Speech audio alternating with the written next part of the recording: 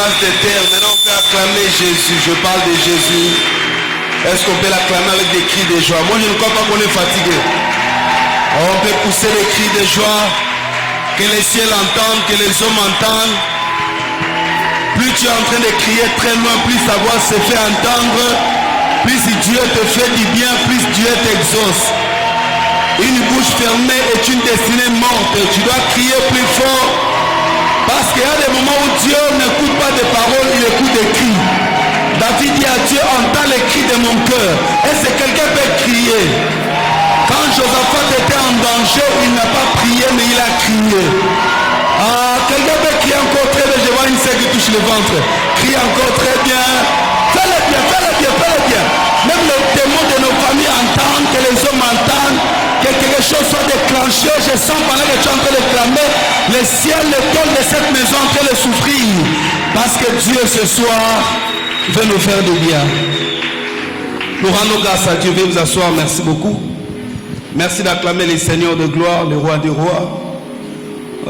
Je ne cesserai jamais de dire merci au prophète Paulin. Hier, j'ai parlé aux hommes de Dieu, à la faculté. Je leur disais, ils me posaient beaucoup de questions. Alors, je leur ai parlé comment le prophète Paulin m'avait appelé une fois pour me gronder. Parce qu'il avait entendu, quelqu'un lui avait dit quelque chose sur moi. Le prophète Paulin m'a appelé au restaurant d'ailleurs. Il a payé la nourriture. Il a commencé à me gronder. Oh, moi j'avais raison. Il m'a grondé pendant 45 minutes. Je l'ai regardé seulement parce qu'il m'a grondé. Je n'avais rien dit, mais j'avais raison. Donc aujourd'hui qu'il sache que j'avais raison. Je n'avais fait rien, mais lui me grondé. Alors c'est ce genre de personne qu'il est pour moi. C'est un ami, c'est un frère, c'est ma famille. Bon, malgré ici chez lui, mais moi j'ai les micros. Dieu lui-même connaît ce qui va se passer. Amen. Je voulais juste lui dire merci, merci beaucoup pasteur. Merci pour ce que vous faites, merci pour la grâce que Dieu a mis sur vous. Il est parmi les gens quand il prêche. Je vais savoir qu'est-ce qu'il est en train de dire. Qu'est-ce qu'il est en train de prêcher? Qu'est-ce qu'il est en train de dire? Des fois, quand on veut l'attaquer, on vient m'attaquer moi. Alors, et je suis toujours là pour combattre pour lui. Il n'y a que les grands frères qui défendent l'autre. Voilà. Prophète, merci beaucoup pour cette église. Nous croyons beaucoup à la vision de Manaïm. Alléluia. Nous croyons beaucoup à cette vision. Nous croyons beaucoup à ce que Dieu fait avec vous. Et nous bénissons le Seigneur pour sa grâce et pour sa faveur. Je cherche la montre de l'église. Je dois utiliser ma montre. D'accord. Que le Seigneur bénisse abondamment. Amen. Merci beaucoup à tous les serviteurs qui n'essaient jamais d'être là, qui sont toujours là. Merci pour vos cœurs, pour tout ce que vous faites, pour cette vision qui marche trop vite. Alléluia. Alléluia. Gloire au Seigneur. Je veux que nous puissions prier avant de commencer le message. Levez juste votre main droite à moitié, je vais prier. Je me tiens du haut de cet autel en ton nom. Seigneur, je me présente ici en ton nom. Je viens devant ta face et je prie. Laisse que ma bouche soit comme la plume d'un habile écrivain. Que les ciels des cieux soient ouverts. Encore une fois de plus, je te fais appel. Seigneur, que les ciels soient mobilisés pour ce temps de bénédiction, pour la grâce que tu vas reposer sur nous, pour la main qui va agir ce soir. Merci Saint-Esprit de Dieu. Béni sois-tu parce que tu es Dieu. Merci de nous faire du bien. Merci de bénir la vie de ma soeur et de mon frère. Seigneur, au nom de Jésus-Christ. Au nom de Jésus-Christ. Amen. Amen. On peut acclamer le Seigneur.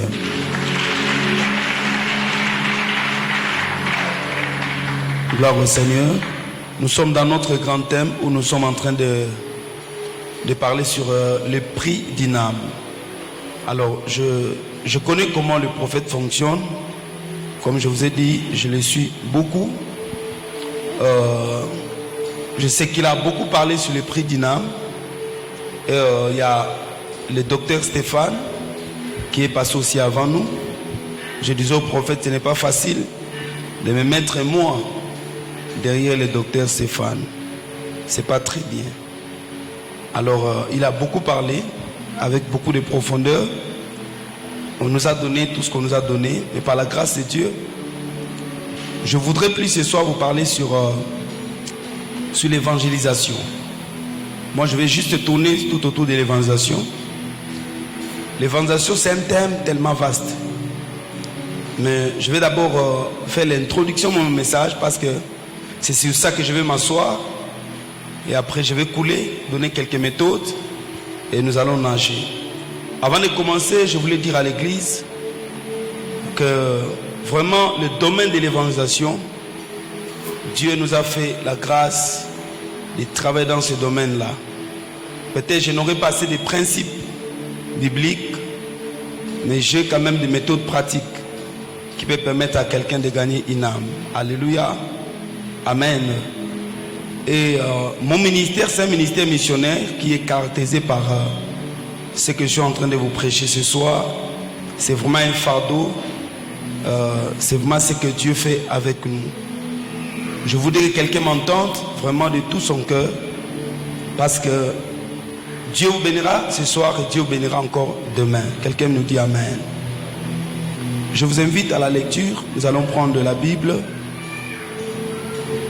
Nous sommes dans Genèse chapitre 9. Genèse chapitre 9, du verset 3 jusqu'au verset 6e. Genèse chapitre 9.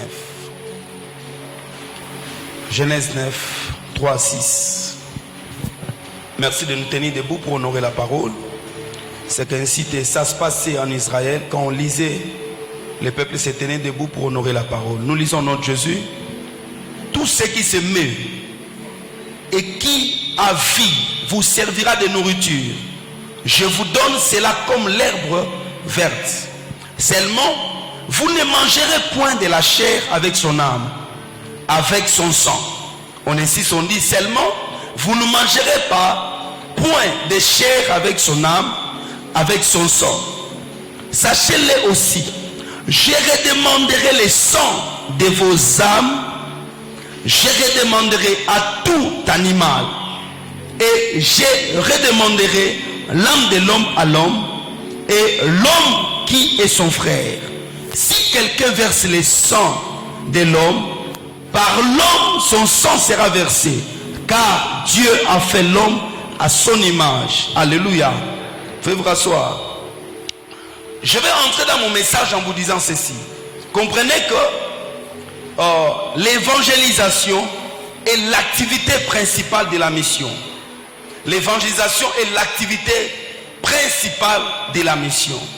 On ne peut pas parler de la mission suprême de Matthieu chapitre 28 verset 19 à 20, où la Bible dit, Jésus leur dit, allez partout dans le monde entier et faites de toutes les nations mes disciples, enseignez-les et baptisez-les.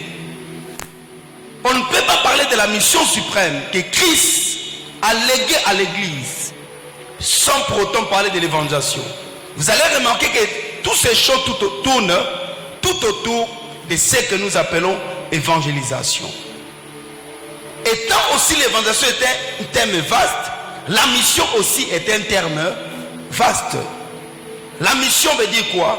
Je sais qu'il y a beaucoup de définitions théologiques, il y a beaucoup de définitions que les gens disent de la mission, mais moi j'ai une définition. Vous savez, quand vous êtes encore bébé, vous avez des définitions conventionnelles, c'est-à-dire ce que les gens ont défini. Mais après avoir fait une étude et comprendre la mission, j'ai compris que la mission, c'est l'ensemble de toutes les activités de Dieu par l'Église et patronnée par le Saint-Esprit. La mission, c'est l'ensemble de toutes les activités de Dieu sur la terre par l'Église et patronnée ou bien sous le haut patronage du Saint-Esprit. La mission est l'ensemble de toutes les activités de Dieu sur la terre par l'Église, sous le haut patronage du Saint-Esprit. Qu'est-ce que je veux dire? La mission commence à gagner les âmes quand nous invitons les âmes. Parce qu'il y a deux dimensions quand on dit gagner ou sauver les âmes. Il y a ce que nous faisons comme invitation et il y a aussi gagner une âme. Parce que quelqu'un peut faire à l'église beaucoup de temps sans qu'il ne soit gagné. Quelqu'un peut faire 10 ans à l'église sans qu'il ne soit gagné au Seigneur. C'est-à-dire inviter quelqu'un à l'église n'est pas gagner une âme. Ça, c'est quelque chose qu'il faut comprendre. Ce que nous faisons quand on nous dit allez-y, les gens invitent les gens, on ne gagne pas les âmes. Parce que j'ai entendu des gens dire que lui là c'est ma fille ou mon fils spirituel parce que c'est moi qui l'ai amené au Seigneur. Vous savez, il y a beaucoup de travail pour amener quelqu'un au Seigneur. Alléluia. Alléluia. Je peux avancer? Alors, j'étais en train de dire que la mission commence quand nous gagnons les âmes. Même quand nous bâtissons des églises, c'est la mission. Les gens disent aujourd'hui, le Seigneur leur a fait dire de gagner les âmes et maintenant construire des temples. Mais on va gérer les gens où? Si on ne construit pas des temples. C'est-à-dire tout ça, ça fait partie de la mission. Quand nous donnons l'argent pour acheter des baffes, ça fait partie de la mission. Tout ce que nous faisons, cet ensemble de choses que l'église fait jusqu'à l'enlèvement, ça s'appelle la mission. Alléluia. Maintenant, le prix d'une âme. La Bible déclare dans Genèse chapitre 9, verset 3, elle avait dit, le Seigneur dit à Noé, parce que vous allez lire la Bible avec moi, avant le déluge, l'homme ne peut pas manger les animaux. L'homme ne mangeait pas les animaux. L'homme ne mangeait pas la viande. Mais c'est après le déluge que Dieu dit à Noé que désormais je vous donne comme nourriture tout ce qui se met sur la terre, tout ce qui bouge, tout ce qui respire, vous servira de nourriture. Il dit je vous les donne cela comme de la même manière que vous mangez l'herbe, de la même manière vous mangerez ces choses-là. Mais seulement vous ne mangerez point la chair avec son âme. Vous ne mangerez pas la chair avec son âme. Et virgule avec son sang. C'est-à-dire ici, lorsque nous faisons l'exégèse des textes, vous allez remarquer que la Bible veut nous montrer que l'âme de l'homme, c'est son sang. Alléluia. Mais quand vous lisez Lévitique chapitre 17, nous dit ceci, l'âme de l'homme est dans son sang. Mais ici la Bible nous dit, vous ne mangerez pas la chair, vous ne mangerez pas la chair avec son âme, avec son sang. C'est pourquoi dans la pensée, dans la tradition juive, ou bien dans la pensée de l'Ancien Testament, vous allez remarquer, on ne parle pas de l'homme comme, on ne parle pas trop l'homme est tripartite, c'est-à-dire l'homme a 3 parties. Non. Quand vous regardez bien l'Ancien Testament, on parle de l'esprit de l'homme, bien on parle de son âme, bien on parle de son corps. Donc cette distinction n'était pas très nette. C'est Paul qui vient nous éclaircir ça. Dans le livre des Thessaloniciens, il nous dit, l'homme a 3 parties. Le corps, l'homme est un esprit qui habite dans un corps qui a une âme. Alléluia. Donc c'est-à-dire que dans la pensée des Juifs, on ne peut pas distinguer l'esprit, nettement l'esprit. Quand vous lisez l'Ancien Testament, il n'y a pas une distinction nette entre l'âme et l'esprit. C'était confondu.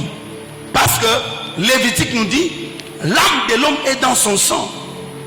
Mais quand vous regardez très bien ces textes, vous allez remarquer que dans ces textes, Dieu dit quoi? Dieu dit, si vous mangez la chair avec son sang, c'est-à-dire vous avez mangé la chair avec son âme, moi Dieu, sachez, vous les hommes, sachez-le très bien que un jour, sachez-le aussi que je redemanderai le sang de vos âmes, je redemanderai l'âme de l'homme à l'homme, je redemanderai l'âme de l'homme à l'animal. Dieu dit, je redemanderai l'âme de l'homme à son frère. Si quelqu'un verse le sang de l'homme, par l'homme son sang sera versé, car Dieu a fait l'homme à son image. Vous comprenez? C'est-à-dire dans la vie de l'homme, Dieu, tout ce que Dieu poursuit, c'est l'âme. On ne dit jamais pourquoi on ne parle pas de sauver les esprits. Ok? Parce que les esprits appartiennent à Dieu. Mais l'âme est le champ de bataille entre l'homme, entre le diable et l'homme. C'est pourquoi quand l'âme de l'homme est fort, vous allez remarquer que l'esprit de l'homme est fort. Quand l'âme de l'homme est faible, c'est aussi son corps qui s'affaiblit. Alléluia. Lorsque votre âme est forte, vous allez remarquer que votre esprit est fortifié. Parce que l'âme de l'homme est la ligne médiane entre le corps et l'esprit. Alléluia. L'âme est là au milieu. C'est-à-dire, quand l'âme de l'homme est forte, l'âme fortifie le corps. Quand l'âme de l'homme est faible, quand l'âme de l'homme est forte, l'âme fortifie l'esprit. Quand l'âme est faible, l'âme fortifie le corps. C'est pourquoi quand ton âme est faible, ce sont des passions de la chair qui montent.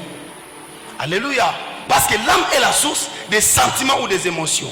L'âme, c'est le champ de bataille entre Dieu et Satan pour l'homme. Je parle à quelqu'un? Dieu nous fait voir ici la distinction que je redemanderai l'âme de l'homme à l'homme. Je redemanderai l'âme de l'homme à l'animal. Je redemanderai l'âme de l'homme à l'homme qui est son frère. Ici, le Seigneur parle dans le temps à venir. Je vais donner ce texte ici. Mais vous allez comprendre quoi? Vous allez comprendre dans ce texte ici que Dieu veut nous dire que tout homme a la responsabilité de son frère. Tel que nous sommes là, nous avons la responsabilité les uns envers les autres. Tout homme a la responsabilité de son frère.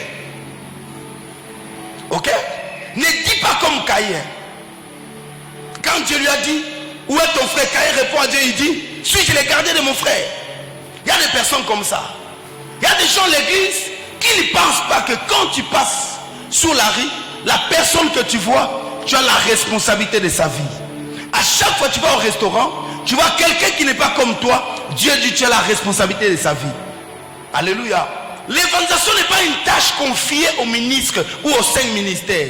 Ce n'est pas une tâche confiée au chantre ou à une équipe d'évangélisation. L'évangélisation, c'est le fardeau de l'église. Quand je parle de l'église, c'est toi et moi. Et tout homme sauvé, tout ce que Dieu dépose à nous, c'est la dette de gagner les âmes. Gagner les âmes est une dette pour tout le monde que Dieu a gagné. Si vous êtes gagné, vous devez aussi gagner. Je pensais que quelqu'un me dirait un amen. Non, donne-moi un amen très bien. Si vous êtes gagné, vous allez gagner. Ici, cet texte nous enseigne que Dieu a dit, il demandera l'âme de l'homme à l'homme. C'est-à-dire ici, ça veut dire quoi? Ça veut dire que si vous avez laissé, c'est comme l'article de la loi qui stipule que non, comment on dit ça? Non assistance à personne. Ok. Non assistance à personne à danger. C'est comme ça. Et c'est une loi spirituelle. C'est-à-dire ici, Dieu veut dire que vous qui regardez les pécheurs, vous les insultez, un jour Dieu va vous demander leurs âmes. Plus loin, Dieu dit ici dans ce texte qu'il va demander l'âme de l'homme à l'animal. Comment? Le lion qui a dévoré un homme, Dieu lui demandera l'âme. C'est ça le texte. Ok? L'homme qui a été tamponné par un vaincu est mort. Dieu demandera son âme. Tout homme, si l'arbre, comment Dieu peut dire ici qu'il demandera l'âme de l'homme à l'arbre? L'arbre va faire quoi? C'est-à-dire si un arbre est tombé sur un homme dans une forêt, le jour là Dieu va réclamer les âmes. Dieu va demander l'arbre, donne-moi l'âme qui est en toi. C'est pourquoi les âmes des hommes sont immortelles. Alléluia. L'âme de l'homme est immortelle.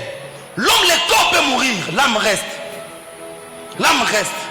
C'est pourquoi les cimetières sont les endroits les plus dangereux. Les endroits où il n'y a pas beaucoup d'activités bizarres sont des lieux les plus dangereux. Parce qu'il y a des âmes là-bas. Là où les gens sont plus morts, même les endroits où il y a plus d'accidents, deviennent les endroits dangereux. Alléluia. Parce que les âmes sont enfouies là. Je vais vous donner le texte parce que je sens que quelqu'un ne croit pas. Lisez avec moi Apocalypse chapitre 20 verset 13. Apocalypse 20 verset 13.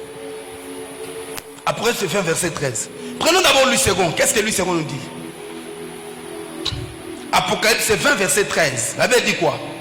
La mer rendit les morts. On dit la mer rendit le mort qui était en elle. Ici je suis au temps de la fin. Ça dit que le Seigneur, après avoir jugé tout maintenant, il appelle les âmes pour qu'il les juge. Ok? Dieu il veut que tout le monde rende compte de sa main sur la terre. La Bible dit, Dieu dit à la mer, donne-moi les âmes qui est en toi. La mer rendit les morts qui étaient en elle. La mort aussi. Donc même la mort. La mort aussi, les séjours des morts, rendirent les morts qui étaient en eux. Chacun fit juger, c'est-à-dire les âmes, chacun fit juger selon ses œuvres. Alléluia. Ça c'est Louis II. Maintenant prenez parole vivante. La version parole vivante. Si vous n'avez pas ça, je vais vous lire ça. Parole vivante, prophète, parole vivante dit ceci. La mer avait rendu ces naufragés. Parole va dire, la mer avait rendu ces naufragés. Les tombeaux, là-bas on ne parle de séjour des morts, ici on parle, les tombeaux avaient libéré leurs cadavres. Les royaumes des morts s'étaient dépeuplés. Tous furent jugés, un à un, chacun conformément à ses actes. C'est-à-dire au temps de la fin, Dieu va dire à la mer, rends-moi les âmes que tu avais tuées. Ceux qui étaient morts par naufrage. Dieu va dire à la mer, tu me donnes les âmes. Parce que Dieu jugera toute la créature. Et Dieu voudra bien que toute âme rende compte à Dieu. Il dit, tous ces âmes seront jugées selon leurs actes, selon la manière ils se sont connus sous la terre. C'est pourquoi quelqu'un doit savoir qu'on vive, qu'on fasse tout. Paul dit, tous nous rendrons compte à Dieu. Même ce qui se passe en cachette. Un jour nous nous tiendrons devant Dieu, nous allons rendre compte. Bien aimé, croyez-moi que Dieu existe. Et Dieu demandera à tout homme. Si tu as tué quelqu'un en privé, tu l'as empoisonné, tu as fait du mal à quelqu'un, son âme est entre tes mains. Alléluia. L'âme de l'homme, comment est-ce que l'âme prend l'existence? L'âme prend l'existence dès que papa et maman sont ensemble.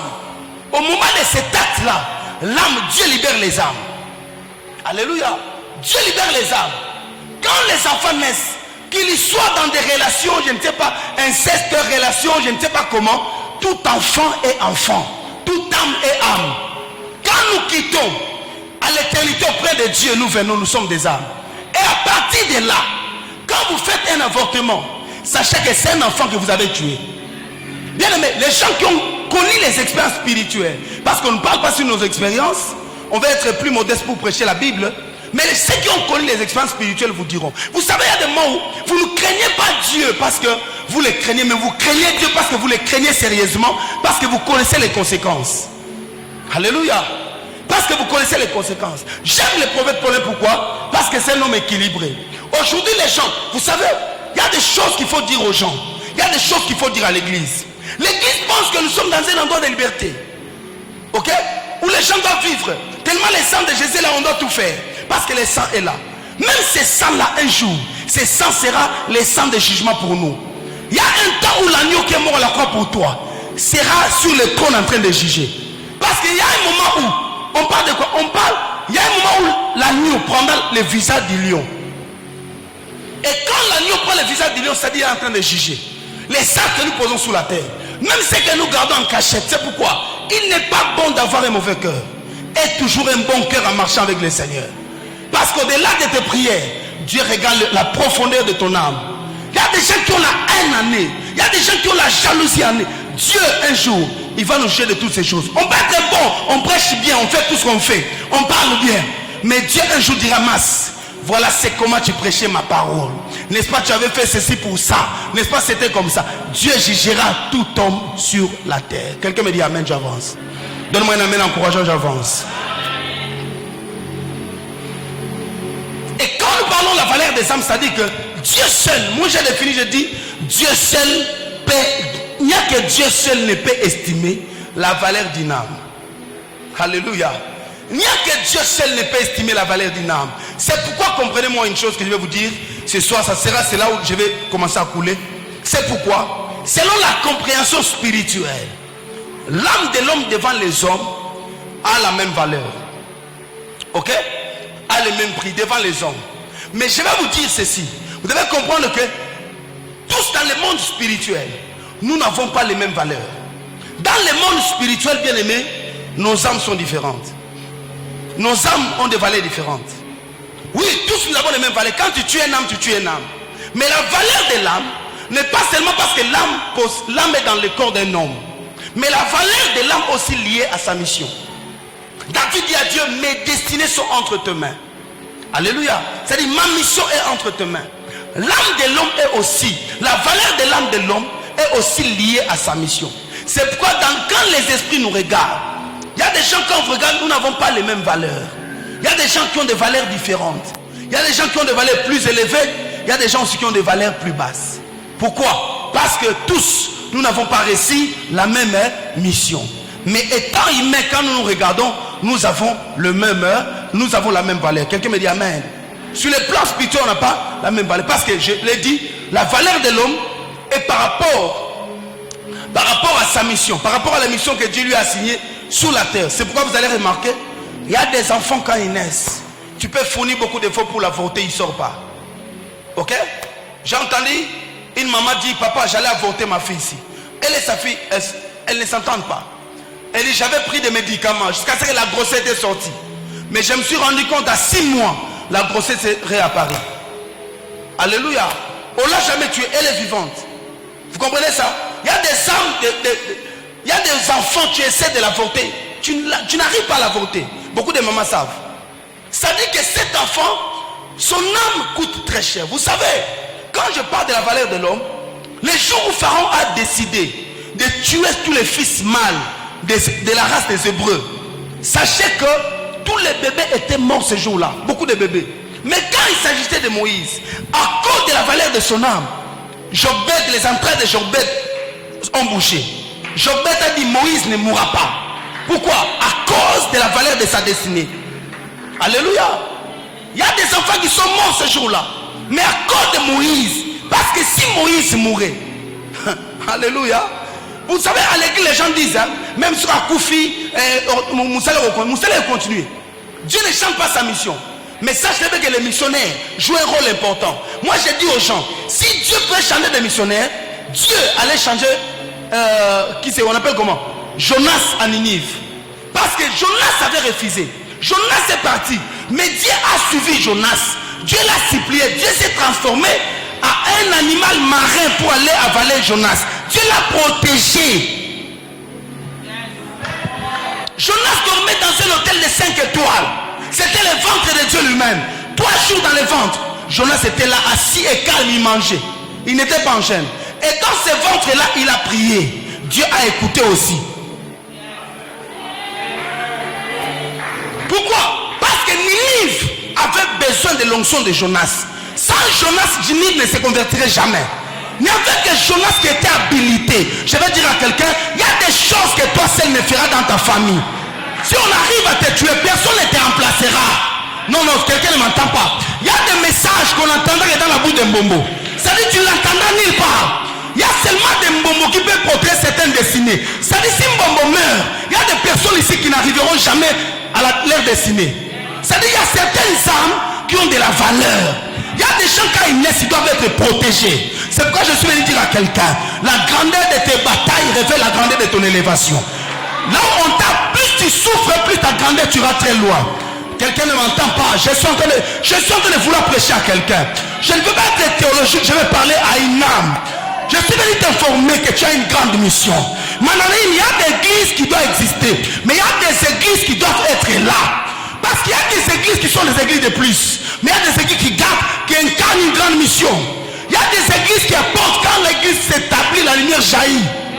Nous n'avons pas le même prix. Même nos églises n'ont pas le même prix.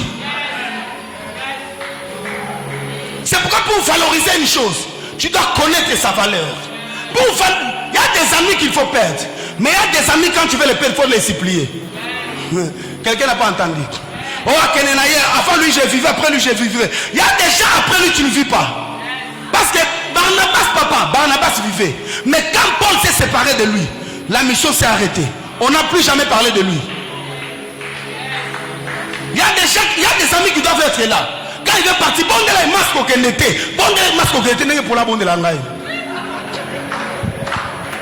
Parce que quand tu ne connais pas la valeur de quelqu'un, tu ne vas pas les supplier. Alléluia. Il y a des amis qui doivent être là.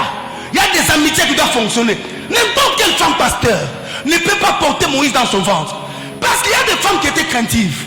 Mais il n'y avait que des Jochebed. Ces femmes-là qui portent des destinées. Jochebed était ministre. C'est là qui protège des grandes destinées. Elle peut être connue ou non, mais elle porte Moïse en elle. Moïse était le plus grand pasteur de la terre qui n'a jamais existé. Parce que dans l'église de Moïse, il y avait 2 millions de personnes. Moïse était le pasteur de 200 millions. Aujourd'hui, il n'y a aucun pasteur qui a 2 millions. Amen. Amen. Alléluia. Moïse est cet homme-là que Dieu a dit, si tu veux, je vais tuer tout le monde. Et toi, je ferai de toi une nation. Il dit à Dieu, Seigneur, si tu veux comme ça, on s'arrête ici. Efface mon nom dans ton livre. Dieu dit, je ne saurais pas. Je peux tuer les autres. Mais toi, effacer ton nom, je ne peux pas. C'est pourquoi quand Moïse est mort, Dieu a libéré Michaël. Michaël protégeait son corps. Michaël gardait son corps. Michaël était là pour, j'ai dit, le corps. Il y a des hommes, il meurt papa. Son corps est gardé. Parce que l'onction était encore là. Moïse. Je parle à quelqu'un. Je vais dire à quelqu'un, tu peux être le Moïse dans ta mission. Dieu sait pourquoi tu devais naître dans cette famille. Dieu connaît pourquoi tu es né au Congo. Moi j'aime le Congo. Je ne changerai jamais de nationalité. J'aime le Congo parce que je sais que je ne suis pas un prédicateur de plus. Moi je suis un prédicateur. Donc si tu dois savoir que tu as une mission dans ta vie, tu n'es pas une personne de plus. Tu ne dois pas souffrir des relations. Tu es là parce que Dieu t'a mis là. Si c'était toi que je parle, tu me dis amen. Laisse que le ciel puisse s'ouvrir en ta faveur. Quelqu'un me dit amen, très bien que cette année soit embellie en ta faveur. Si tu me donnes un amen, très bien qu'on parle de toi quelque part. J'entends le marché commencer à citer ton nom parce que tu dois exister dans ta vie. Tu n'es pas un homme de plus. Tu n'es pas un homme de plus. Alléluia. Tu n'es pas un homme de plus. Quel que soit là où tu es, même si tu n'es pas marié, même si tu es chômeur, tu n'es pas un homme de plus. Tu n'es pas un homme de plus. Tu as une mission particulière dans ta vie. Oui. Alléluia. Tu as une mission particulière. Qui croit qu'il y a une mission? Oh, moi je le crois. Il y a des gens qui ne sont pas en confiance. Moi je crois que j'ai une mission. Bon, je ne saurais pas parler de toi.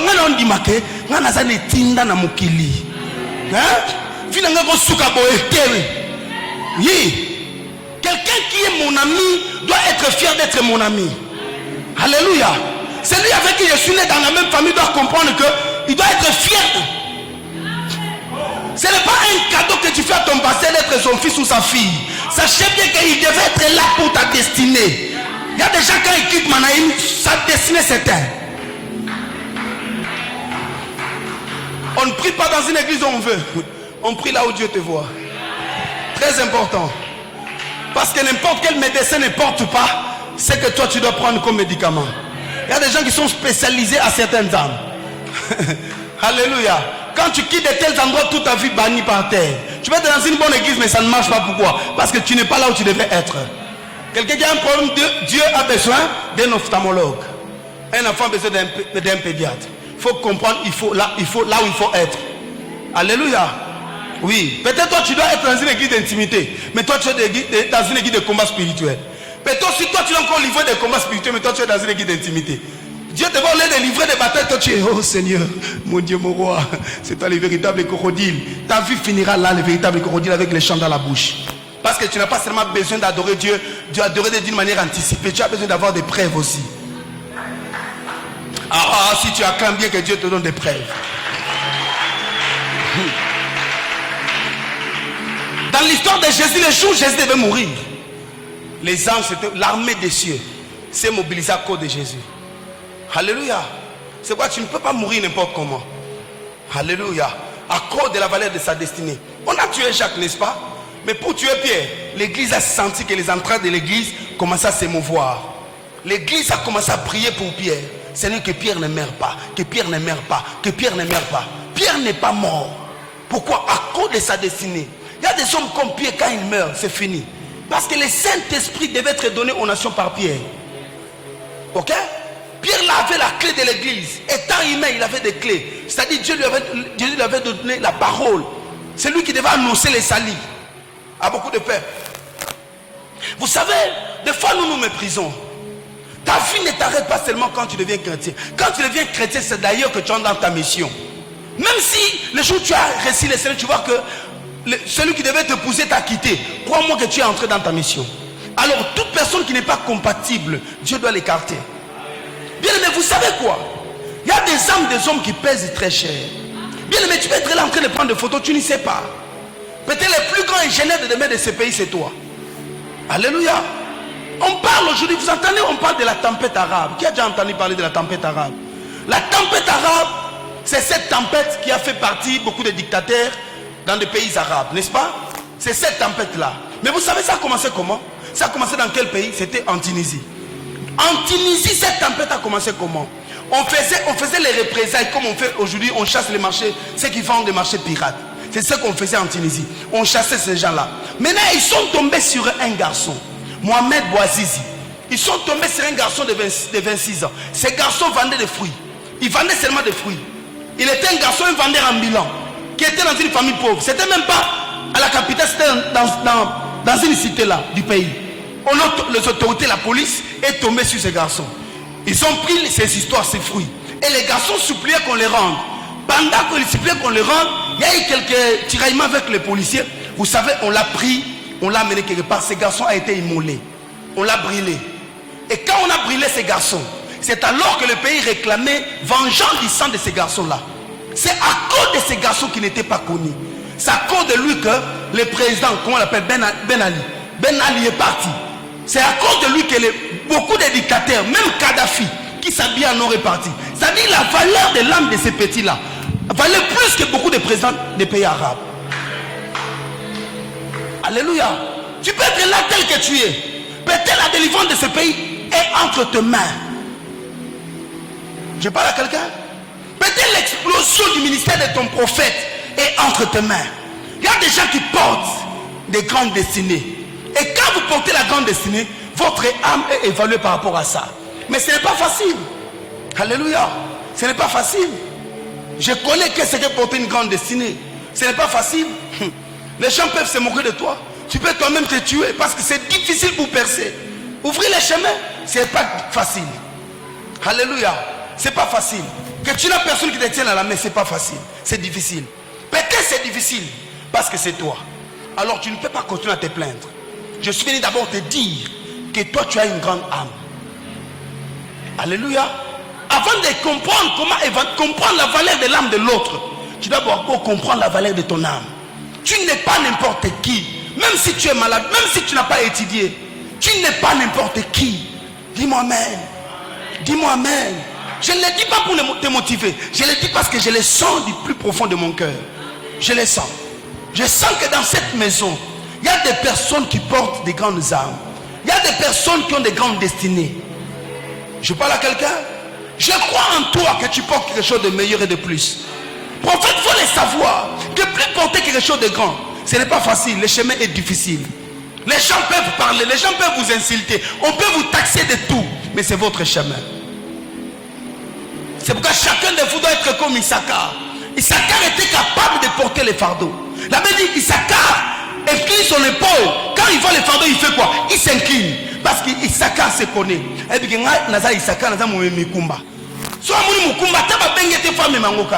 quand tu connais ta vie, tu n'as pas besoin de te plaindre. Au moins il y a beaucoup de combats. Sache que tu es un animal forgé pour les batailles. Tu dois livrer tes batailles jusqu'à la fin. Ne te plains pas. Alléluia. Ne cherche pas la gratuité. Tout ce qui est gratuit est suspect. Parce que ça suppose un piège ou une obligation. N'accepte pas la gratuité. Tu dois être payé à ta juste valeur.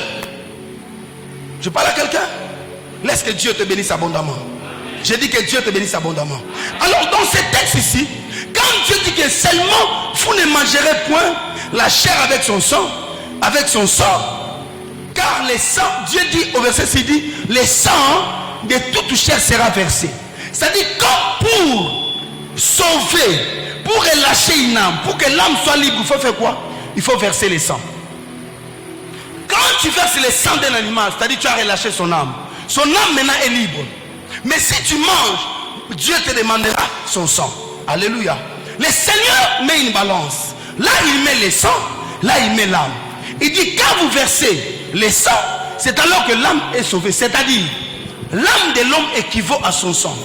Le prix de l'âme, c'est le prix du sang. C'est pourquoi Pierre dit, dans son épître de Pierre dit ceci, Pierre dit que vous avez été achetés à un grand prix. Par le sang précieux de qui? De Jésus. C'est-à-dire l'âme de l'homme vaut le sang. Le prix de l'âme, c'est le prix du sang. Ok? La première partie de ce texte, c'est quoi? C'est que Christ a payé de son sang pour nous racheter. Christ a payé de son sang, n'est-ce pas? Mais il y a aussi d'autres types de sang qu'il faudrait que chaque personne comprenne et que chaque personne puisse payer. Je vais un peu parler du sang. Le sang, c'est le plus grand sacrifice qui existe dans le monde spirituel.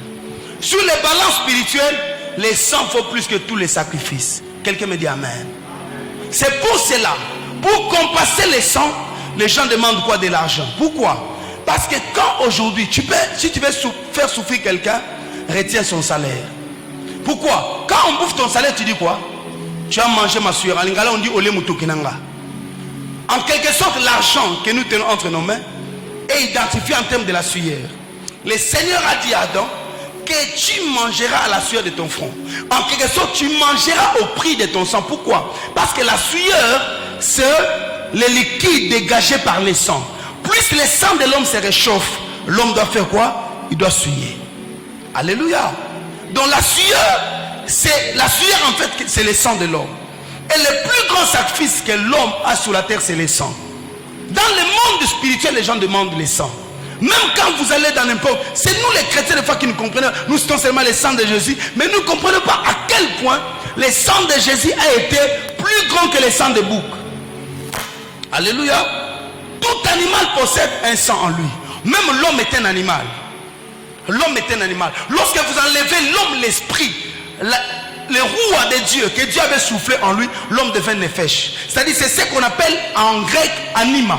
C'est-à-dire, l'homme animal que Paul parle dans Corinthiens et l'homme qui n'a pas Dieu, c'est la même chose. L'homme qui n'a pas le Saint-Esprit, l'homme qui est l'homme comme nous sommes là, moi et toi, sans l'Esprit de Dieu, sans le souffle de Dieu, Adam après son péché équivaut à un animal. C'est pourquoi quand Adam a péché, Adam lui-même voulait se faire la rédemption. Alors voulait se rédempter. Or, on ne peut pas se racheter. Aucun homme ne peut se racheter sur la terre. Adam a voulu se racheter en faisant quoi? Il s'est retrouvé qu'il était nu. Il avait dit, Adam est allé, il a pris les feuilles de figue, il s'est vêtu. Quand il a pris les feuilles de figue, c'était encore le soir. Mais quand le matin est apparu, c'était le matin, parce qu'Adam a péché le matin. Mais avant qu'on arrive le soir, pendant la journée, le soleil est apparu, Adam s'est trouvé que les feuilles de figue avaient cessé. Pourquoi? Parce que les feuilles de figue, c'est la justice humaine. C'est l'homme qui veut se sauver par ses œuvres. C'est pourquoi si on semble la rater, à tous à vierge, au Kendeli Fellow.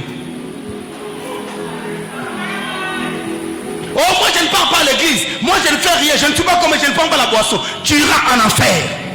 Même si tu ne voles pas, même si tu, oh je ne regarde pas ceci, nous la raté au Kendeli Fellow. Ça, sans Jésus, on appelle ça la justice humaine. C'est-à-dire, ce sont les œuvres de la chair, les feuilles de figue. Il y a des gens qui sont à l'église, qui n'ont pas Dieu, mais qui fait ce complet qu'à faire les feuilles de figue. Ils se couvrent. Les feuilles de figue aujourd'hui pour les femmes, c'est les maquillages. C'est-à-dire, même quand tu n'as pas Dieu, mais tu fais seulement beau, tu prends un selfie, tu mets là-bas tout ça, tout le monde te dit, oh tu es belle, et toi tu es content. Ça s'appelle les feuilles de figue. Les feuilles de figue sont l'image. En quelque sorte, c'est comme quelqu'un qui vit ce qu'on appelle la crise spirituelle. La crise spirituelle dans la vie de l'homme se manifeste quand Dieu n'est plus dans l'homme. Quand un homme de Dieu, Dieu l'a quitté, tu vas le trouver dans beaucoup de formules. Au lieu de prêcher comme ça, il va commencer à vous dire Amen 7 fois, Amen 20 fois, Amen 21 fois, Amen 40 fois. Parce qu'il n'a rien à dire, on appelle ça l'effet de figue. Quand l'effet de figue n'est pas là, même les chanteurs, au lieu de chanter, il ne va plus chanter parce qu'il n'a plus la grâce, la graisse de Dieu dans sa bouche. Ça s'appelle l'effet de figue, c'est la justice des hommes. Maintenant, quand Dieu est venu pour acheter Adam, Dieu a fait quoi? Le premier Adam, t'avais dit que Dieu l'a trouvé nu, parce que Dieu est venu le sauver le soir. Quand Dieu arrive le soir, Dieu trouve Adam que ses feuilles de figue avaient séché. Dieu est parti, il tue un animal. C'est alors que Dieu vient, il donne à Adam les peaux de chameau. Alléluia.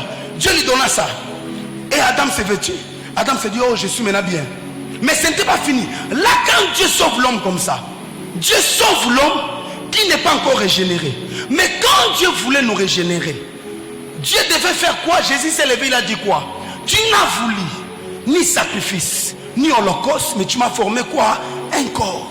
Je viens pour faire ta volonté. Quand Dieu voulait nous régénérer, restaurer l'esprit qui est en nous, Dieu a fait quoi? Dieu lui-même s'est tué à la croix. Les sacrificateurs s'est donné la mort. L'agneau s'est donné la mort. Lui-même était l'autel, lui-même était les sacrifices, lui-même était l'agneau. Dieu à la croix, ce n'est pas Judas qui avait vendu Christ. À la croix, c'est Jésus lui-même qui s'est tué.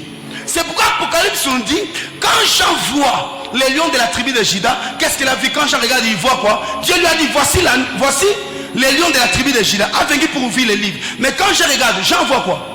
Jean voit un agneau comme immolé. Alléluia. Quand il voit un agneau comme immolé, comment il peut dire que je vois un agneau comme immolé? C'est un problème de français ou comment? Un agneau comme immolé, c'est comment? Un agneau immolé ou pas immolé? Mais quand il dit je vois un agneau, c'est-à-dire il a vu un agneau mais qui était vivant. C'est-à-dire l'agneau lui-même avait sa vie entre ses mains. C'est pourquoi Christ dira, j'ai le pouvoir de donner ma vie et de la reprendre. Il n'y a que lui seul qui était capable de se tuer et de se donner la mort. Cela veut dire quoi? C'est pourquoi le sang de Jésus est le sang le plus suprême, capable de racheter l'homme. Dans le sang de Jésus, il y a tout ce qui suffisait pour ton rachat. Jésus est le Boaz qui a tellement de richesses que même quand il te rachète, il ne reste pas en pierre. Le sang de Jésus suffit pour racheter n'importe, quel que soit le péché que tu as fait dans ta vie. Même si tu as fait 20 avortements, le sang de Jésus est capable. Si tu me dis amen, que Dieu te fasse grâce. Alléluia. Ça, ce sont des mécanismes de Dieu. C'est pourquoi j'étais en train de dire ceci. Quand vous regardez très bien cette question, voilà pourquoi nous disons que l'âme de l'homme vaut le sang. Or, je vous ai dit, le sang, c'est le plus grand sacrifice dans le monde spirituel. Dieu, pour acheter l'homme, ne peut rien utiliser que son sang propre, parce que son sang valait plus que le sang de l'homme. Le sang de Jésus était le sang sans péché. C'est pourquoi le sang de Jésus est le sang qui a suffi. Alléluia. Nous ne sommes pas sauvés à cause de nos œuvres. Tout ce que Dieu nous demande, c'est la foi. Quand vous avez la foi, le sang de Jésus est disponible. Ce sang est là pour acheter n'importe qui vienne à lui. Un théologien du 1er siècle après la mort de Jésus, il est parmi les pères de l'église. Mais lui était plus un écrivain qu'on appelle Tertullien. Tertullien était en Carthage, c'est-à-dire il habitait Tunisie de l'époque. Les théologiens disent qu'il est né en 1950 et il est né en 150, il est mort en 230. Cet homme était un écrivain, il était un philosophe à l'époque. Alors qu'on maltraitait des chrétiens, on tuait, lui aussi était un incrédule. Mais il faisait seulement les récits des chrétiens, il écrivait. Parce que sa conversion est venue même quand il voulait s'enquérir de l'histoire du Christ qui s'est converti. Mais on dit, Tertullien a dit une phrase. Tertullien a dit, le sang est la semence des chrétiens. Tertullien a dit, le sang est la semence des chrétiens. Il dit, ces chrétiens-là que vous tuez, et ils se multiplient, plus vous versez leur sang. Plus vous tuez des chrétiens, plus les chrétiens se multiplient. Plus vous les maltraitez, plus ils s'accroissent. Tertullien dit, les chrétiens là, vous pensez quand vous les tuez, vous les éliminez, ils deviennent encore plus nombreux. Pourquoi? Parce que quand leur sang descend sur la terre, leur sang fait générer d'autres personnes. C'est pourquoi chaque fois que quelqu'un qui portait une grande grâce meurt, il y a des gens qui se mettent, il y a une multitude de cette espèce là. Ok? C'est le principe. Lorsque la semence ne meurt pas en terre, il n'y aura pas la multiplication. C'est pourquoi les sacrifices est ce que tout chrétien doit porter. Notre évangile, je peux dire comment, je n'aime pas appeler le christianisme la religion, mais permettez-moi les mots. Notre religion est basée sur le sang. Sans le sang, la chrétienté n'a pas son sens. C'est-à-dire, la chrétienté est basée sur les sacrifices. C'est pourquoi quand la Bible parle, beaucoup d'endroits sur la foi des apôtres, la foi des apôtres n'est pas la foi, Dieu donne-moi le mariage. Dieu, cette année, il faut que je me marie en mars. La foi des apôtres était la foi liée au sacrifice. Quand on parle de la foi des apôtres, c'était la foi liée au sacrifice. C'est-à-dire, les apôtres étaient prêts à mourir pour Christ. C'est pourquoi Paul dira, mourir ou vivre, la mort m'était gain. C'est-à-dire, je vais d'ailleurs mourir pour Christ. Je parle à quelqu'un. Paul dit, je suis pressé de m'en aller. Et je suis aussi assoiffé, j'ai l'amour de rester avec, mais je suis pressé de m'en aller. Et c'était un plaisir que ces gens-là meurent entre les mains des hommes. Vous savez que Pierre, c'est Pierre lui-même qui avait proposé qu'on le tue comme ça, selon la tradition, c'est-à-dire l'histoire de l'église. Pierre, c'est Pierre qu'on allait pendre comme Jésus. Mais Pierre dit, renversez ma tête. Tuez-moi la tête bas. Est-ce que vous savez que Jean, on l'a mis dans une fosse aux lions. Les lions n'ont pas pu le dévorer, alors qu'il était déjà vieux. On n'a pas pu le dévorer. Il était fier de mourir comme ça. La foi des apôtres était basée sur les sacrifices. On ne peut pas gagner les âmes sans sacrifice. Bien aimé, si tu vas mettre un sous-thème, l'évangélisation par les sacrifices. On ne peut pas parler de l'évangélisation. Nous ne sauverons jamais les âmes si nous ne sommes pas prêts à verser de notre propre sang. Jésus a versé de son sang à la croix. Mais nous aussi, à notre tour, c'est ce service-là que Dieu nous demande. C'est pourquoi la Bible dit que celui qui veut me suivre, c'est qu'il se renonce à lui-même et qu'il se charge de sa croix et qu'il me suive. Vous ne parlerez jamais. Vous ne vivrez jamais. Ce que je parle, ce que j'appelle les salis des âmes avec des phrases. Des belles phrases peuvent être enseignées ici. Mais bien aimé, si quelqu'un ne comprend pas que c'est au prix des sangs, plus les sangs sont versés, plus les chrétiens se multiplient, nous n'irons nulle part. C'est pourquoi vous allez remarquer, dans beaucoup de nations où on maltraite des chrétiens, les chrétiens montent plus. Les statistiques prouvent aujourd'hui qu'en Syrie, là où les chrétiens sont plus maltraités aujourd'hui, il y a beaucoup d'églises. Mais avant qu'il y ait beaucoup d'églises, ça s'est passé comment? On maltraitait les chrétiens. Dans des nations où on maltraite les chrétiens aujourd'hui, c'est dans des nations où maintenant les christianisme commencent à monter. Laissez les gens nous maltraiter. C'est pourquoi vous ne pouvez pas être d'accord avec ceux qui insultent des pasteurs. Alléluia. Pourquoi? Ceux qui payent de leur sang, ceux qui se sacrifient pour les salis des âmes, sont toujours attaqués. D'une manière ou d'une autre, Satan va manipuler ces gens-là pour les attaquer. Je vois aujourd'hui, il y a plusieurs personnes, des hommes de Dieu, qui sont élevés qu'on appelle occultistes. Mais bien, mais si on les appelle tous occultistes, alors Dieu fait quoi? Ça dit Dieu n'existe pas. Ok? Dieu n'existe pas. Dieu existe. Même Christ lui-même, il a été appelé Belzéboul. Alléluia. Christ lui-même, il a été appelé Belzéboul. Sachez bien que le diable a la mission de maltraiter tous ceux qui travaillent pour les salis des âmes.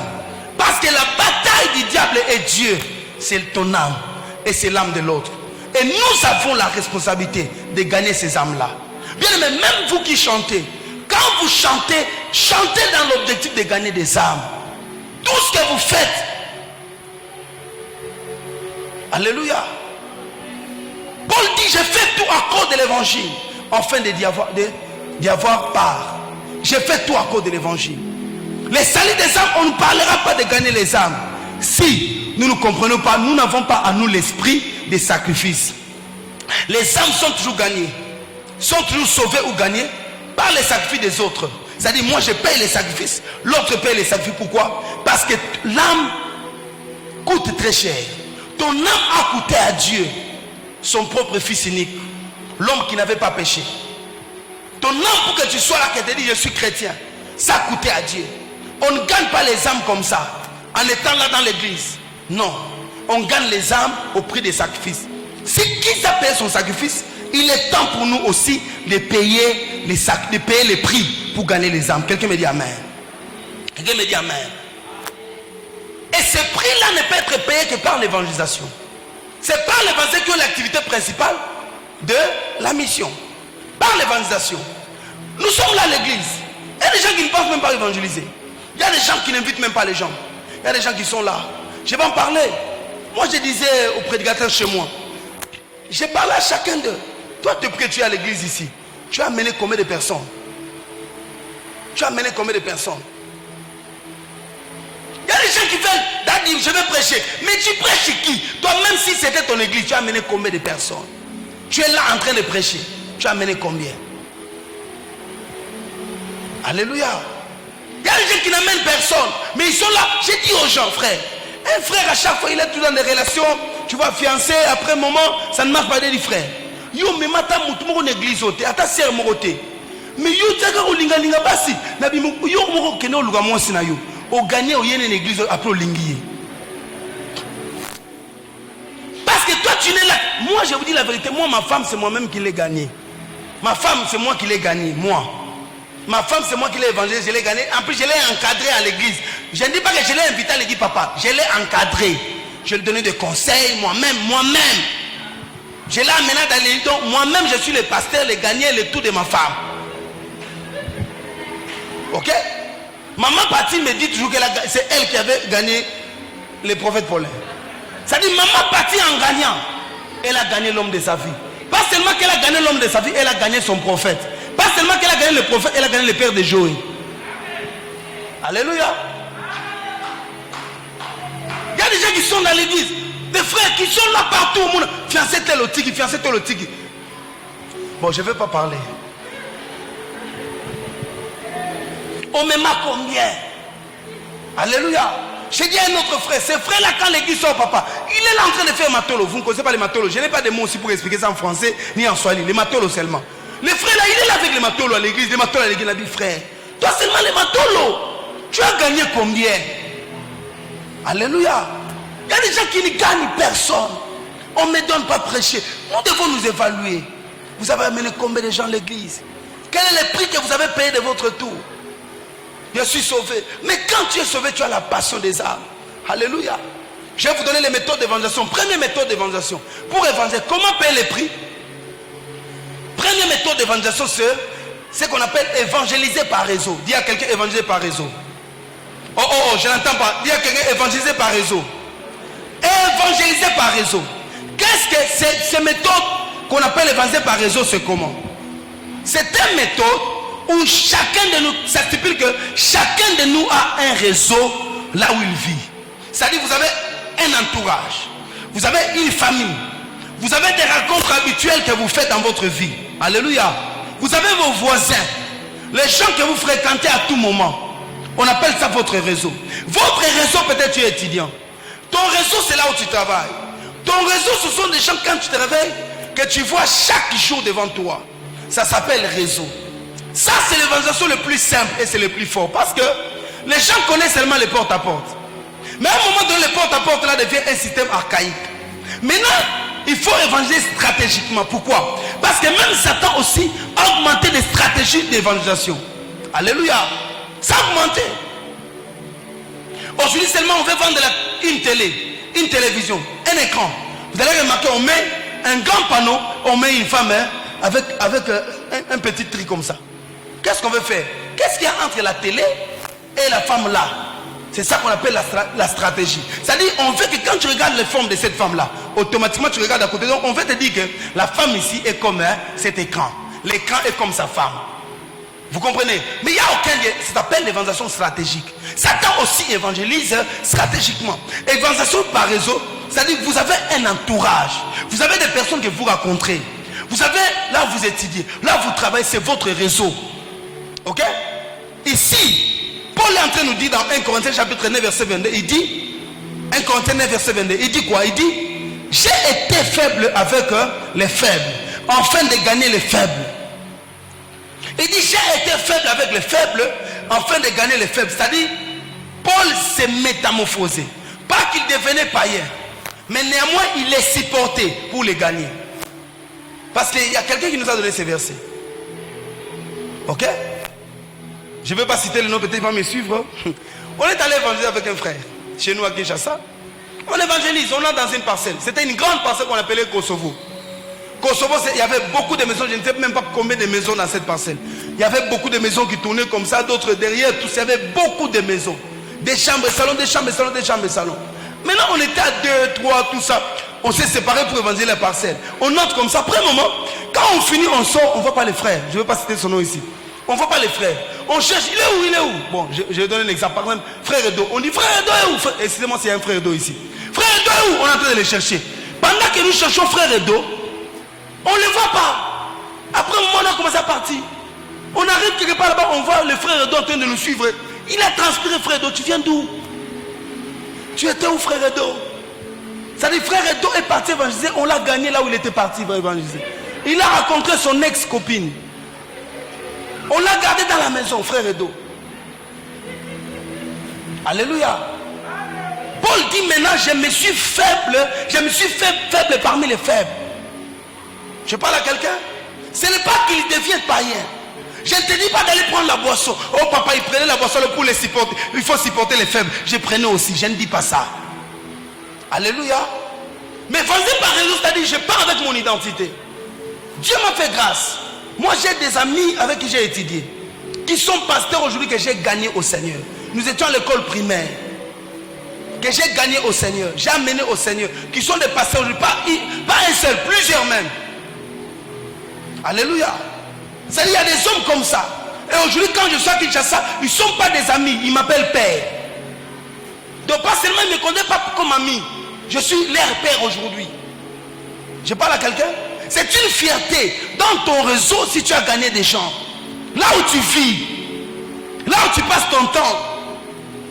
Nous avons plus confiance aux personnes qui viennent chez nous et disent, papa c'est mon ami, on étudie ensemble. Je l'amène à l'église. C'est une fierté, une telle personne vous l'aimez. J'ai une fille chez moi, il s'appelle Nancy Ndaya. Nancy Ndaya, parmi les gens qui ont gagné les gens à l'église, parce que moi je travaille en train Chacun a son réseau des gens qu'il a gagné. C'est-à-dire, celui a amené tel, il a amené tel, il a amené tel. C'est un système de marketing de réseau. Celui a amené tel, il a amené tel, il a amené tel. Ok? J'ai appris ça dans une société là où j'avais travaillé.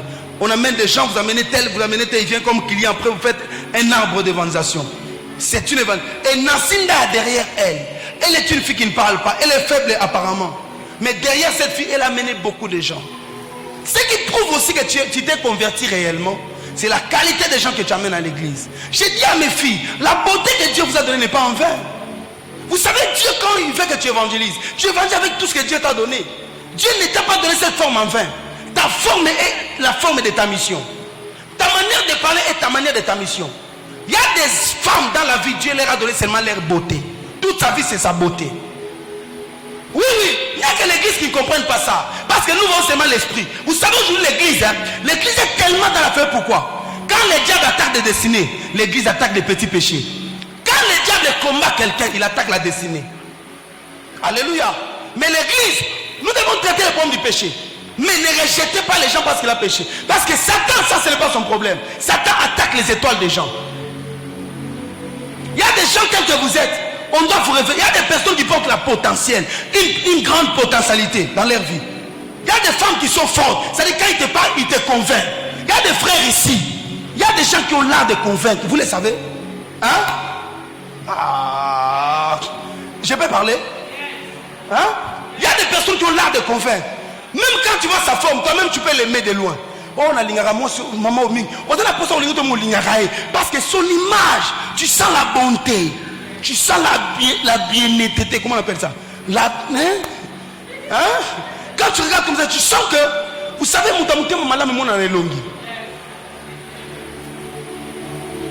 c'est pourquoi tous les frères qui craignent Dieu, ils sont beaux. Tous les frères qui craignent Dieu, sincèrement, ils deviennent beaux. Hein? Si tu vois un pasteur moche, il ne craint pas Dieu.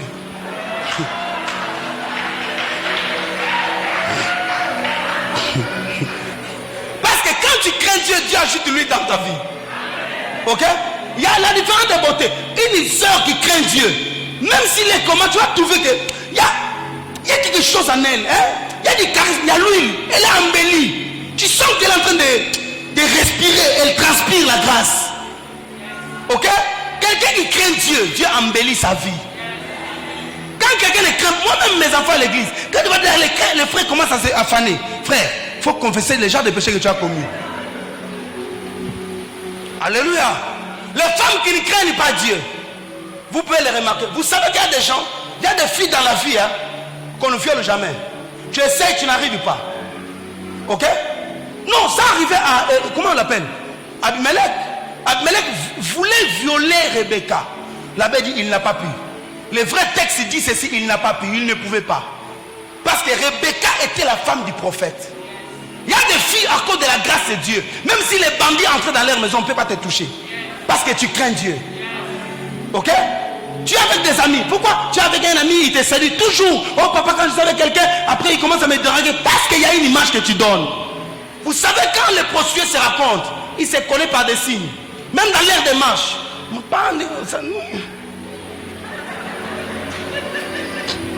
C'est comme les fumeurs, ils se connaissent.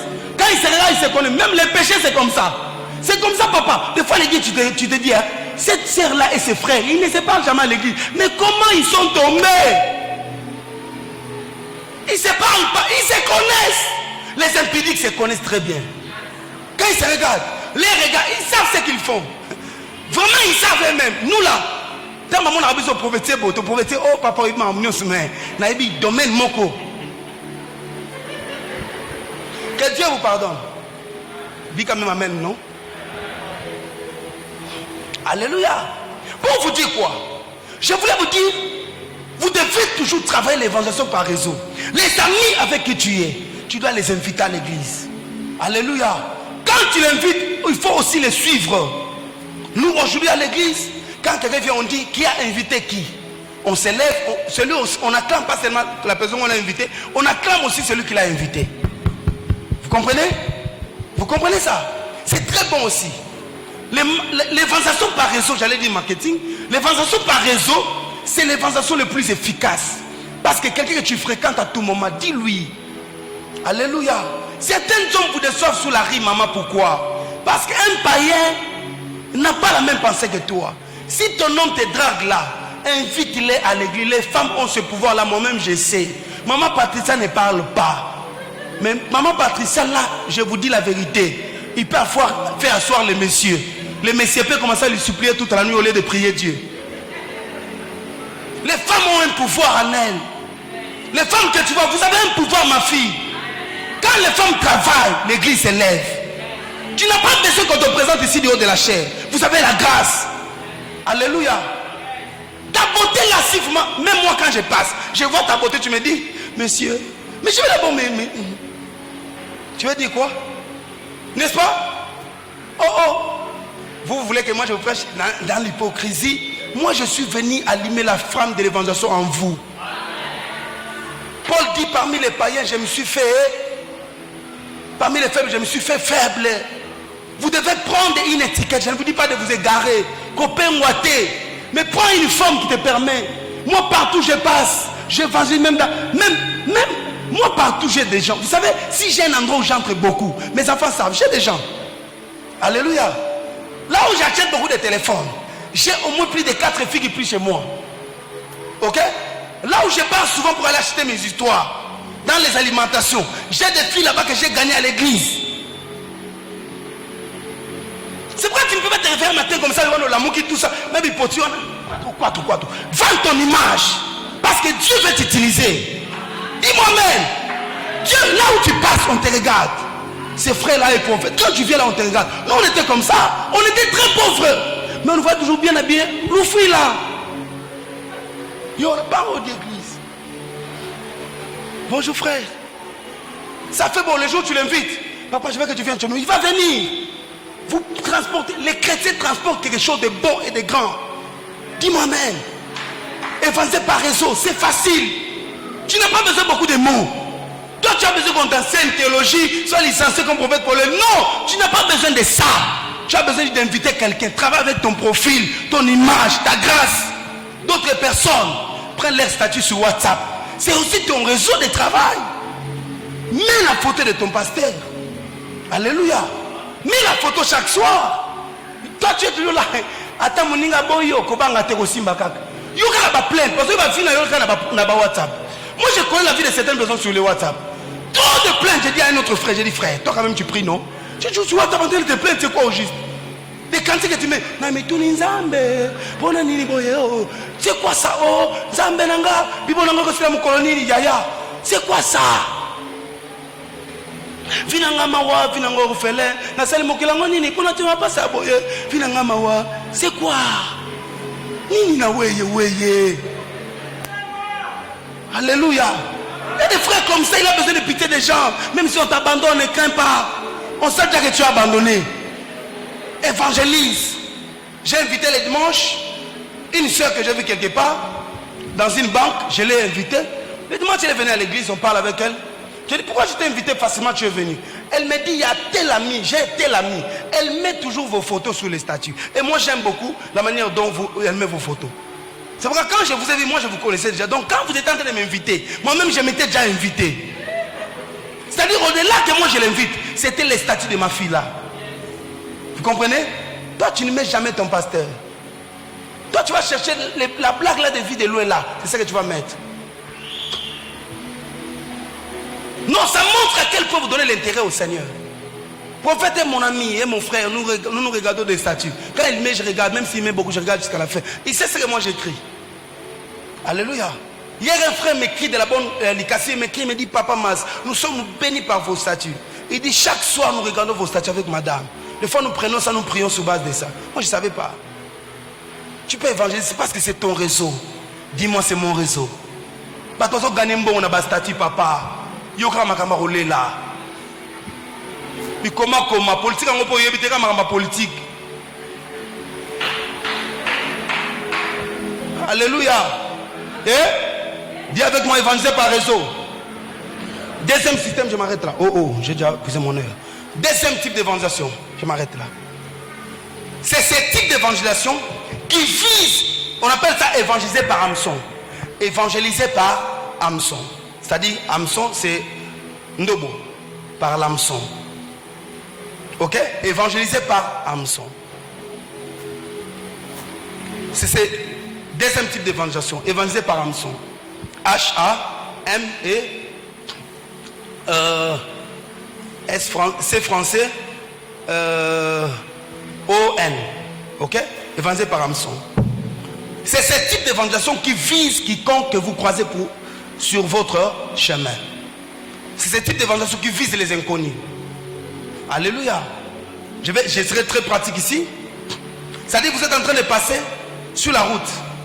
Il y a un homme que vous voyez toujours à l'arrêt de bus. Vous comprenez? Ça nous arrive comme ça. Chaque jour quand tu quittes chez vous, à 6h, il y a aussi quelqu'un qui quitte chez lui à 6h. Hein? Ok?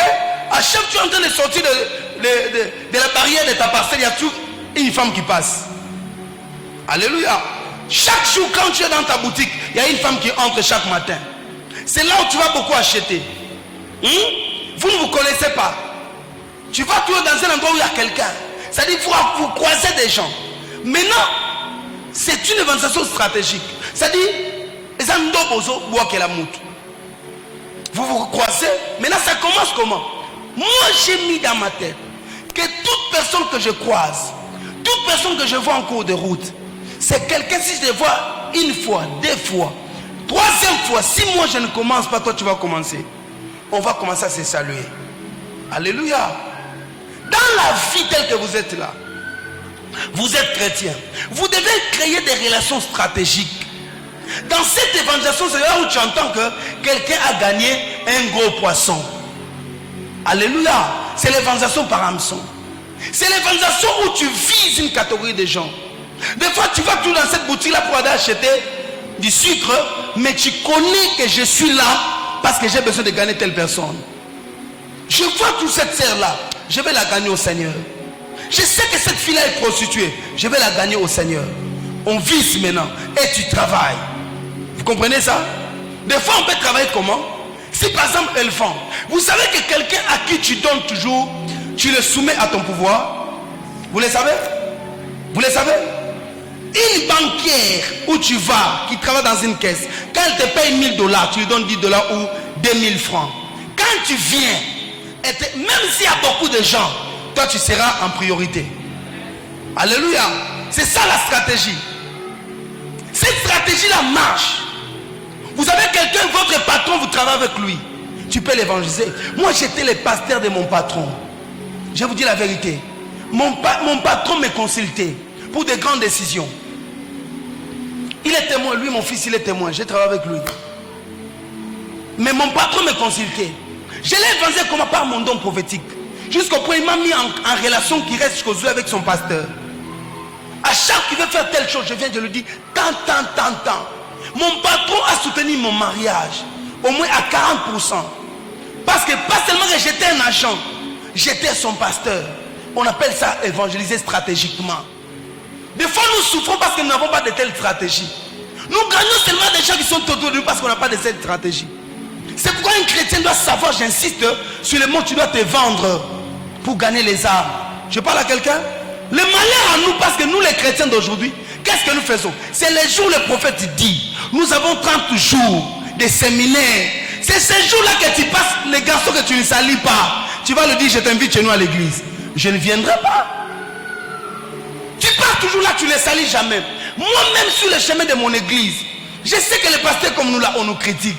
On te dit pasteur là, pasteur là. Mais moi c'est pas mon problème. Quand je passe comme ça, je fais descendre la parapluie de la voiture, je fais quoi? J'étais sali. Vous allez bien? Oui pasteur. J'ai quelque part là, il y a toujours des gens qui prennent la bière. Tout près de mon église. Ils sont, mais moi quand je passe, quand ils vont dire ma voiture, tous se tournent. Salut pasteur. Tu vois, ils prient pas avec moi. Mais tous, ils sont maintenant mes fans. Tu comprends? C'est-à-dire, si vous me touchez, vous les attaquez. Pourquoi? Dans ma manière de vivre, je les salis en passant. Nous, le problème, c'est quoi? Tellement qu'on est spirituel, on dit, hey, ils sont des pécheurs. La prostituée là, peut être ta fille qui peut beaucoup t'aider dans ton ministère. La prostituée là peut être une partenaire de cette église ici. Dieu seul sait, pour ne pas citer de nom, combien de prostituées nous avons eu à gagner. Ok? Ma soeur, un homme peut venir dans ta vie pour te draguer, mais tu peux les gagner au Seigneur. Je parle à quelqu'un? Bon, les gens interprètent mal des choses, mais j'avais besoin, si on était dans une école de serviteurs, j'allais vous dire beaucoup de choses dans l'évangélisation que tu peux pratiquer. Et que ça marche. L'évangile par hameçon, c'est le système le plus efficace. N'allez pas inviter quelqu'un seulement en lui donnant un trac, alors que pendant tout ce temps, tu les regardes, vous passez, tu ne les salis pas. Les jours où vous avez un service, c'est comme ça que même la personne chez qui tu achètes des unités, maman, oublie ta beauté. Cette évangélisation, c'est cette évangélisation-là où les gens oublient les réputations. Alléluia. Où les grands hommes oublient que je suis un député. Parce que je suis chrétien, je dois évangéliser. Ça ne dépend pas de l'âge. C'est très élégant. Quand vous sentez qu'un homme qui est très élevé, ça rabaisse jusqu'à mon niveau. C'est ça le sacrifice que tu dois faire. Ces rabaissements-là. C'est très élégant, bien aimé. Les gens peuvent t'attaquer. Quand tu marches en cours de route comme si tu es en train de draguer des hommes ou des filles, mais toi-même tu sais que tu es en train de les gagner au Seigneur. C'est très beau. Les gens peuvent insulter, mais ça demande qu'on se brise. Alléluia. Ça demande ce qu'on appelle la kénose, le dépouillement personnel. Tout homme qui veut gagner les âmes doit apprendre à se dépouiller. Vous devez quitter votre zone de confort. Malheureusement, à l'église, nous avons beaucoup de gens qui ont des zones de confort, qui ont peur d'être contaminés. Celui qui a donné sa vie, qui fait des sacrifices pour gagner les âmes, n'a pas besoin d'une bonne réputation. Alléluia. Parce qu'aucun pécheur ne peut refuser l'odeur du poisson. Tu auras toujours l'odeur. Les gens voudront bien t'attaquer. On va te suivre parce qu'aujourd'hui, le monde attaque ceux qui gagnent les âmes. Ma soeur, c'est très beau avec ta beauté, avec ton argent. Tu peux donner ton argent pour que quelqu'un vienne à l'église. C'est très beau. C'est très beau.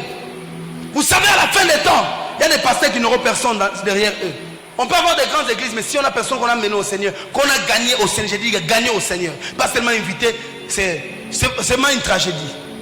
Parce que ce sont des âmes que le prophète Paul va présenter au Seigneur. Ce sont des âmes que vous allez présenter. Même vous avez invité qui? Vous avez fait quoi? Nous avons du mal aujourd'hui. Même les ministères qui sont dans nos églises ne prennent que les gens de l'église pour les amener dans les ministères. Alors que ce sont des ministères qui doivent provisionner l'église. C'est ça le problème que nous avons aujourd'hui. Les gens n'évangélisent plus. Bien aimé, au lieu de chercher les âmes, nous cherchons les anges à la montagne. Les hommes sont entrés à la rencontre des anges. Les expériences spirituelles sont bonnes. Mais bien aimé, si vous ne gagnez pas les âmes, vous allez remarquer qu'il y a des grâces et des onctions que vous ne saurez jamais. J'ai expérimenté des guérisons dans ma vie, dans mon ministère. C'est quand je partais évangéliser dans les hôpitaux. Jusqu'au point ça me faisait peur. 2 fois j'ai piqué des crises à l'hôpital.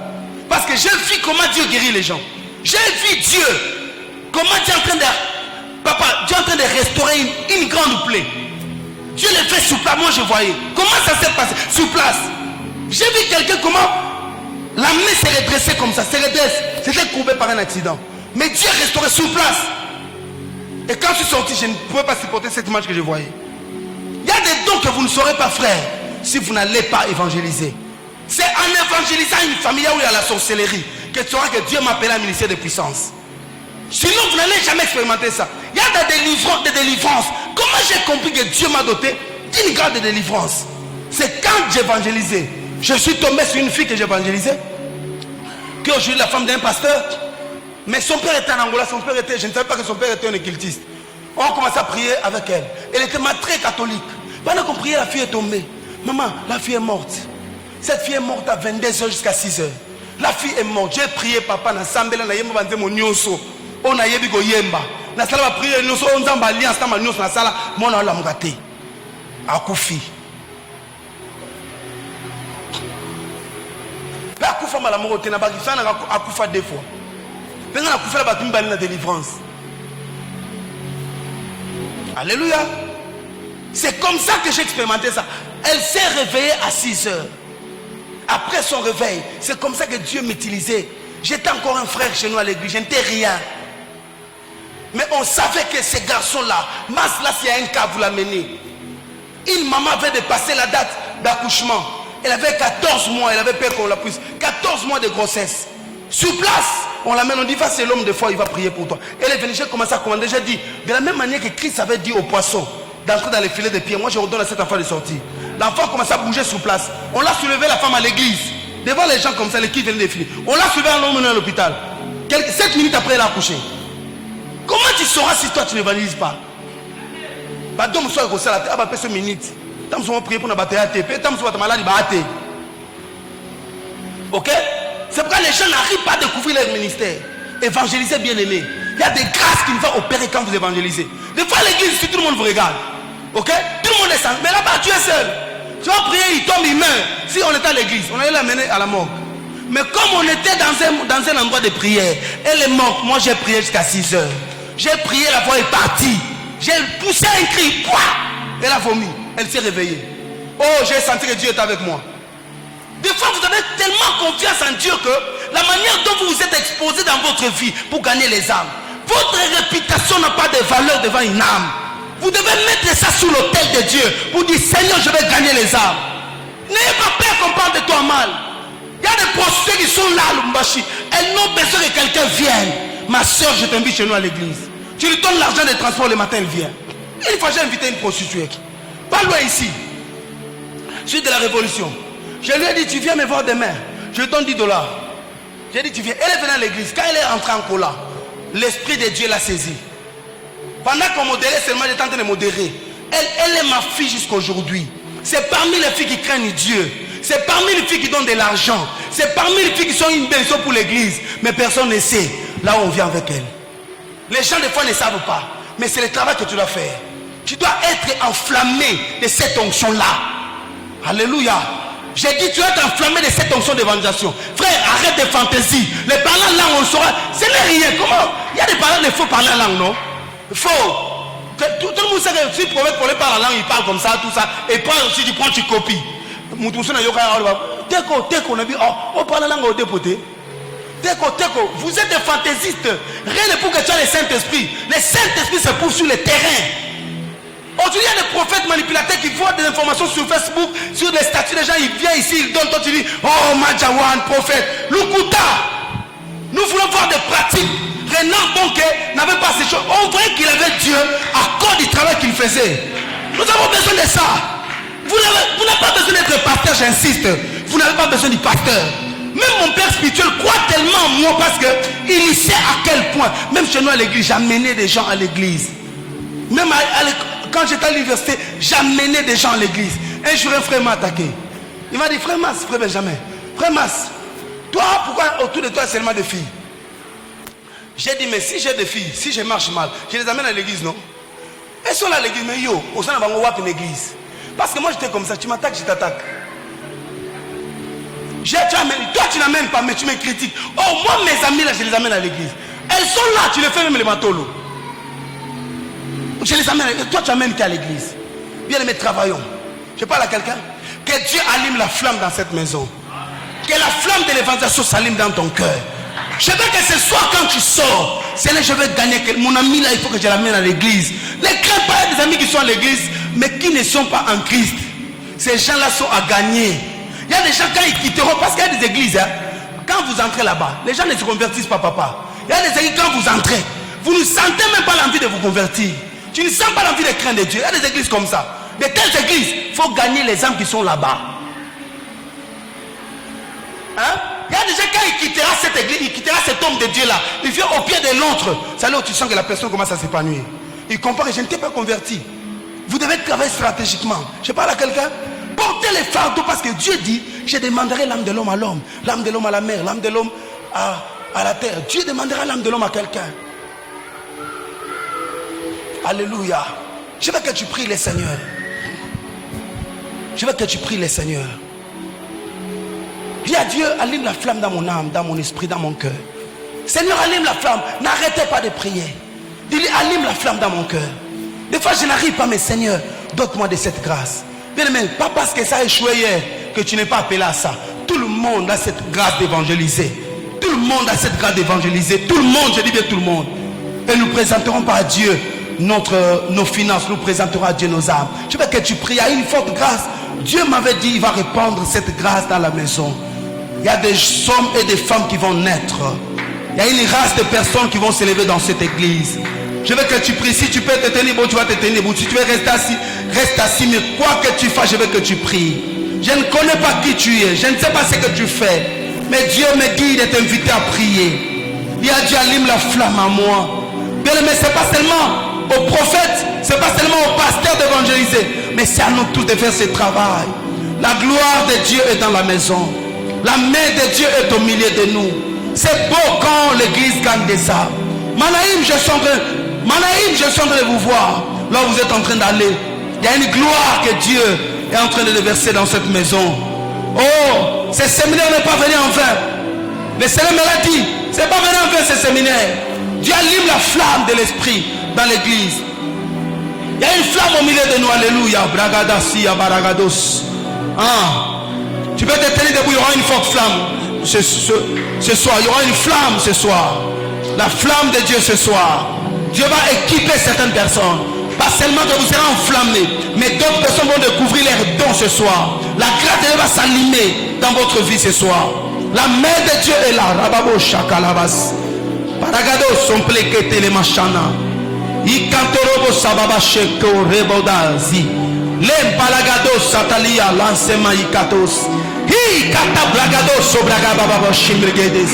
Allume la flamme dans mon âme. Allume la flamme dans mon esprit. Père, permets-moi de m'oublier, Seigneur. Permets-moi de m'oublier.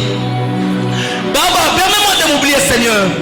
Baba, permets-moi de m'oublier, Seigneur de gloire. Enflamme-moi. Oui, Seigneur, je sais. Mais frère, je suis trop égoïste. Regardant mes besoins, regardant mon temps, regardant mon nom, ma réputation. Mais j'ai besoin de m'oublier ce soir. Katames olobo shabragades. Lipaya katabrades obragada. Yarabo shakabragades satabla. Pendant que tu es en train de prier, il y a quelqu'un qui est venu ce soir dans ce kit. Depuis qu'elle est venue, elle a très mal à la tête. Très mal à la tête, très mal. Elle a vraiment des maux de tête atroces. Le Seigneur m'a dit ce soir, il va te guérir. Halaba sobredash. N'hésitez pas, Dieu m'a dit à quelqu'un, quand tu es venu, tu avais très mal à la tête, ça te fait vraiment très mal. Mais Dieu veut te guérir. Dieu veut te guérir, Dieu veut te guérir. Dieu est en train de te guérir maintenant. La bragados, la main de Dieu te guérit maintenant. Shamaragados sayabasha. Barike bosso pregedesha. Hi anto kamana. Dis à Dieu d'allumer la flamme dans ton esprit. Que la flamme s'allume. Baba, que la flamme s'allume. Baba, que la flamme s'allume. Baba, que la flamme s'allume.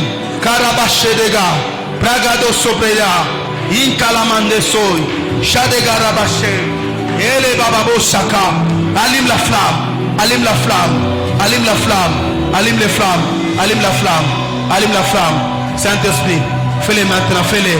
Fais-les. Fais-les. Fais-les. Fais-les. Fais-les.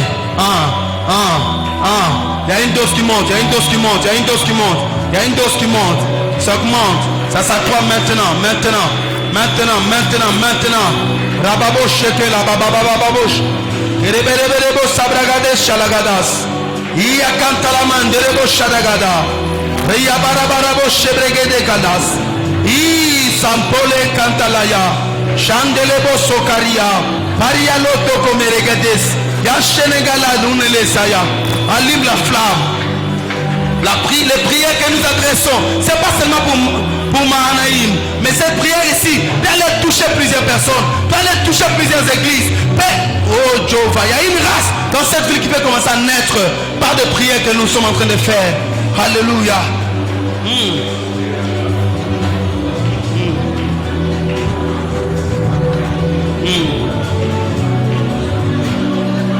La Bragadesh Andarabas.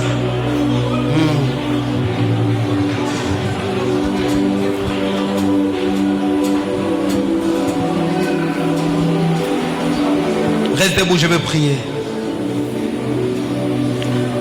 Dieu de toute grâce, Dieu de toute capacité, je te prie ce soir.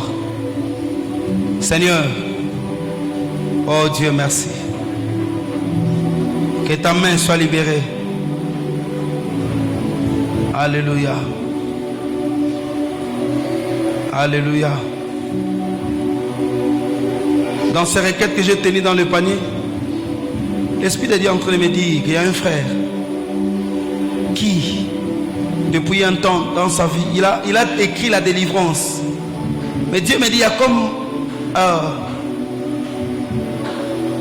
un phénomène dans sa vie, ce phénomène de femme de nuit. il ne passe pas une nuit sans voir cette femme venir l'essuyer. Mais dans cette requête, il a écrit la délivrance. Le Seigneur est en train de me dire, si tu es la bien-aimée, trouve un moyen, on va prier pour toi. Avec l'autorisation du prophète, on va prier pour toi même à la fin de ce culte ici. Tu as mis ta requête dans ce panier. Alors que je suis en train de prier pour l'exaucement de ces requêtes. Que toutes les requêtes qui sont mises dans ce panier au nom de Jésus de Nazareth. Que la main de Dieu vous exauce. Que Dieu intervienne pour votre situation. Au nom de Jésus de Nazareth. Toi frère qui a demandé à Dieu un travail. Alors que tu as fini tes études il y a 5 ans. Jusque là tu n'as pas dit boulot, tu as écrit boulot. Le Seigneur va t'exaucer. À partir du mois d'avril, il y a une très forte visitation qui vient entre tes mains. Je prie pour tous ceux qui ont un problème de travail. Que Dieu vous exauce au nom de Jésus de Nazareth. Que Dieu vous exauce au nom de Dieu de Nazareth. Tu as demandé à Dieu. Tu as écrit enfant, enfant, enfant. Et du plus profond de ton cœur, tu as demandé à Dieu que Dieu te donne même des jumeaux. Laisse que la main de Dieu intervienne pour les femmes qui ont un problème de maternité. Que Dieu exauce ces femmes-là qui n'ont pas d'enfants. Que Dieu intervienne pour votre situation au nom de Jésus de Nazareth. Tu as prié le Seigneur bien-aimé de dire à Dieu, cette année je veux que tu présentes mon ministère. Que Dieu intervienne pour ton ministère au nom de Jésus-Christ. Je prie le Seigneur d'exaucer cette maison et que la main de Dieu vous fasse du bien au nom de Jésus-Christ. Que la flamme de l'évangélisation s'allume dans vos cœurs et que Dieu vous bénisse très abondamment. Merci. Soyez bénis, on acclame le Seigneur, que Dieu vous bénisse.